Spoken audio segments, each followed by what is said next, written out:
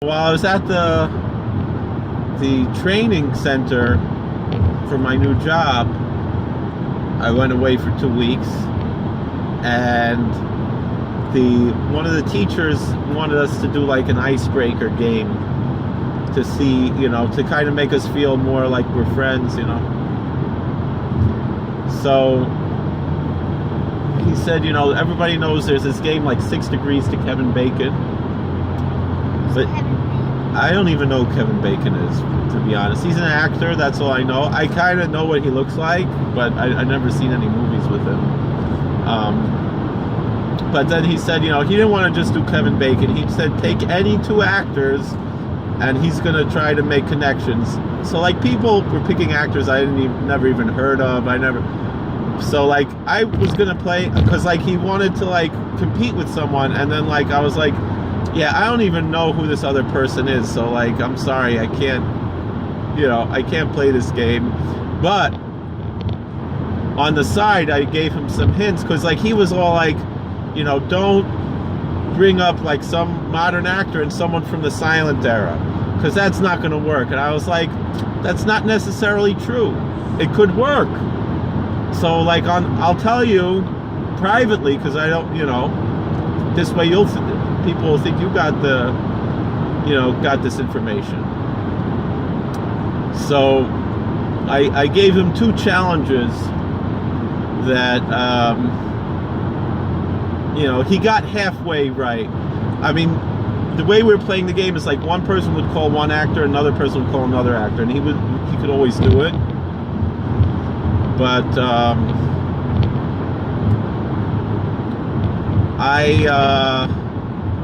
I gave him 2 actors that I knew the answer to, that and he could also use that information for later things. But so the first example I gave, I was thinking of this because you guys were talking about the Invisible Man, and you were asking how did they do the special effects of the Invisible Man, and what they did was, like, they put Claude Rains was all in black, and they put the bandages on top of him, and he had a black background behind him, like they do now with blue screen. But it was black and white, so sometimes they use green screen. Yeah, green screen is more common, really, now. You could really use any color to do that effect. But you know how green screen works? Yeah. So it's the same type of idea, except with the black screen, because it was a black and white movie. And the way it worked is that they would rewind the film and film it again. That's how they did the effect. So anyway,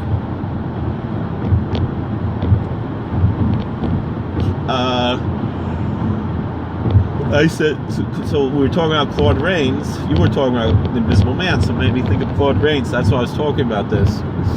I said, how can you connect Leonardo DiCaprio to Humphrey Bogart? And you don't know who either of them are. Do you ever see Growing Pains? You never saw the show Growing Pains? Because Leonardo DiCaprio was on Growing Pains, like, after Jump the Shark.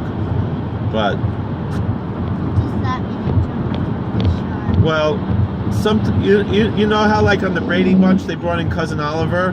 Yeah. Do you like Cousin Oliver? Yeah. You do? Okay, most people don't like Cousin Oliver.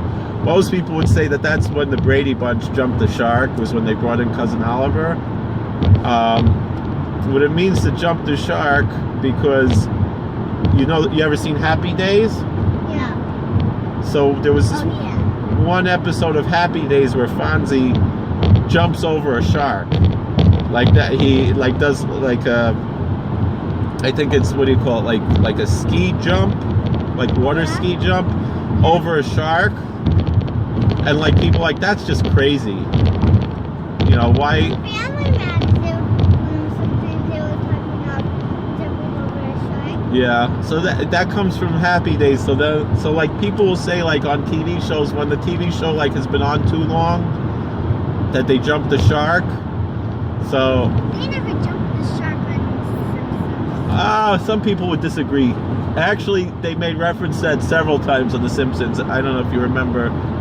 Actually, pretty early on in the Simpsons, like when it was I was supposed to get off exit 112. I can do 113. Or go all the way to 116, doesn't matter. So there was actually, when they did the clip show, and then at the end they were like, they had a picture of Homer jumping over a shark. You remember that?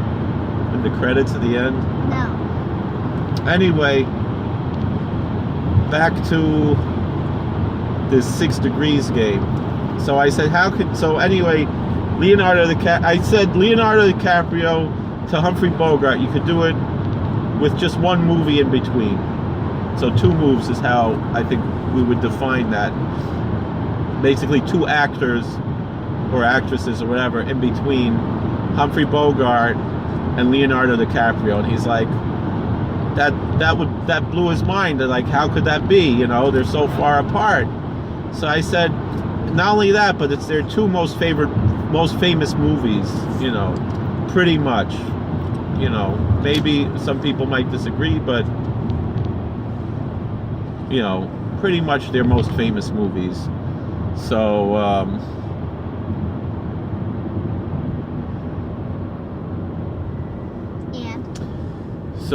so he's like, all right, tell me. So I said, what are his 2 most famous movies? What are their 2 most famous movies? So he said Leonardo DiCaprio's most famous movie is Titanic, and Humphrey Bogart's most famous movie is Casablanca, right? So 2 moves between those 2 actors between those movies, really 1 movie between the 2. Yeah. And it is like this. So Humphrey Bogart was in Casablanca with Claude Rains. Claude Rains was the star of The Invisible Man, and the female lead in The Invisible Man was Gloria Stewart. And Gloria Stewart played the old version of Rose in Titanic with Leonardo DiCaprio. It's a movie about the story of the Titanic. You ever heard you never heard of the Titanic? No. So there was this big ship in like the 20s, I think, maybe, or no, it was before that. It was like the early, like 1905. It was I don't remember. Maybe it was 1912. Yeah, 1912. What? Oh. So this ship, they made this big ship, and they said this ship will never sink. And the first time it went out, it's such a big ship, it's so perfect, it's the best ship that was ever built. This ship could never sink, and like all these people were on the ship and everything, and like the first time it went out, it hit an iceberg and it sank. So. Because it's so big. Well, icebergs are also big. So anyway, there's a bad joke about that. You ever heard that joke? No. There was a Jewish guy and a Chinese guy sitting in the bar, and the Jewish guy punches the Chinese guy, and the Chinese guy said, "What's that for?" And he said, "That's for Pearl Harbor." And he said, "Well, that wasn't I'm Chinese. That was the Japanese." So then he's like, "Oh, Chinese, Japanese, what's the difference?" So then the Chinese guy hits the Jewish guy, and he said, "Well, what's that for?" He said, "Well, that's for the Titanic." He said, "What do you mean the Titanic? That was an iceberg." He said, "Well, iceberg, Goldberg, what's the difference?" Because Goldberg is a common Jewish name. Do you have any friends named Goldberg in your school? Lots. Yeah, so that's a dumb joke. Goldberg. So anyway, the other, so that's, we were able to get from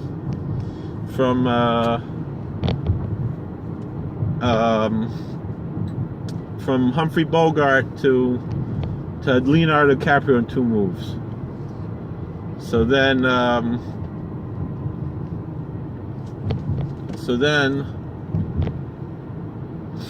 I said, I got a better one that is only 1 move.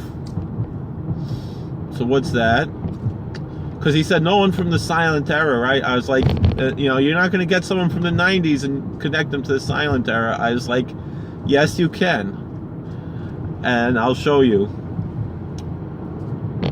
So I said like this. I knew the movie I was thinking of, but I didn't remember what the name of the actor was. So I had to look up, we couldn't bring our phones in when we were doing the school. but then like on the lunch break or afterwards I could look up. So I looked up. So I said to him, I said, in one move, meaning there's no movies in between, it's just one move from one movie to the other movie, from Val Kilmer to Charlie Chaplin. And I said to him, That's impossible. he said, I said to him, I said, I assume you will be able to figure out which Val Kilmer movie it is. Because really I wasn't even thinking Val Kilmer. I was thinking of someone else who was in the movie, who was in a movie with Charlie Chaplin. And he was like, all right. You know, he had a hard time. But he was like, it must be The Island of Dr. Moreau with Marlon Brando.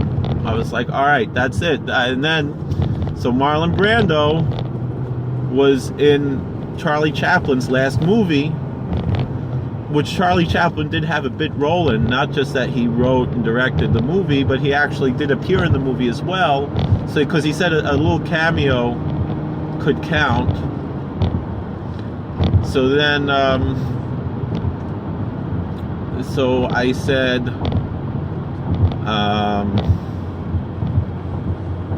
so Charlie Chaplin's last movie was called A Countess from Hong Kong, and it had Marlon Brando and Sophia Loren. So he's like, that's also useful, because Sophia Loren, you could connect to a lot of people. So like you could connect Charlie Chaplin through Sophia Loren, and because not too many like really famous people were in movies with Charlie Chaplin. Like I guess the most famous person I can think of other than these two who were in movies with Charlie Chaplin are Buster Keaton was in Limelight, Paulette Goddard was in both The Great Dictator and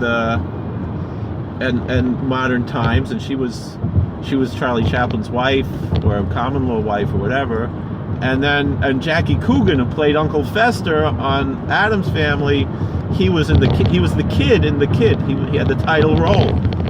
So that he appreciated those pieces of information that you could connect Val Kilmer or plenty of people to Charlie Chaplin through Sophia Loren and Marlon Brando. So Val Kilmer through Marlon Brando to Charlie Chaplin, and that you could connect, you know, Leonardo DiCaprio to Humphrey Bogart through Gloria Stewart and Claude Rains. So the other game he was playing was, can you name actors who were in more than one trilogy? What does that mean? You don't know what a trilogy means? It means 3 movies, like the Star Wars trilogy. You never heard of that term, the Star Wars trilogy? 3 movies. Like it says, well now it's more, but originally but each one is a trilogy. Each there's actually 3 trilogies, but you know. So anyway, is it called an anthology? I don't know. But I said, and if there's more than 3, he counted that also, but at least a trilogy. So like he said, so I said the most obvious one we can start with is Star Wars. Harrison Ford played Han Solo in the Star Wars trilogy, and he also played Indiana Jones in the Indiana Jones trilogy. So now he's like, yeah, that's, yeah. We both had the new development. I know where you're going. I know. So then I told him, I told him Johnny Weissmuller. He's like, all right, Johnny Weissmuller was in a bunch of Tarzan movies. He was in like 20 Tarzan movies. And I said, I don't know if it's that many, but he was in a lot of Tarzan movies. And I said he was also in like 20 Jungle Jim movies. Also not that many, but like close to 10 Jungle Jim movies, which is basically just Tarzan with modern clothes on, and it took place in India instead of Africa. I came up with some other ones. I mean, you could say Harold Peary played the Great Gildersleeve, both in the Great Gildersleeve trilogy and in the Fibber McGee and Molly trilogy, but he didn't really like that one. But the one that really I was trying to think of, and I came to the conclusion that this was really the greatest one that I found, was Lon Chaney Jr. Because he talked about a lot of others and I didn't, but Lon Chaney Jr., Who did Lon Chaney Jr. play?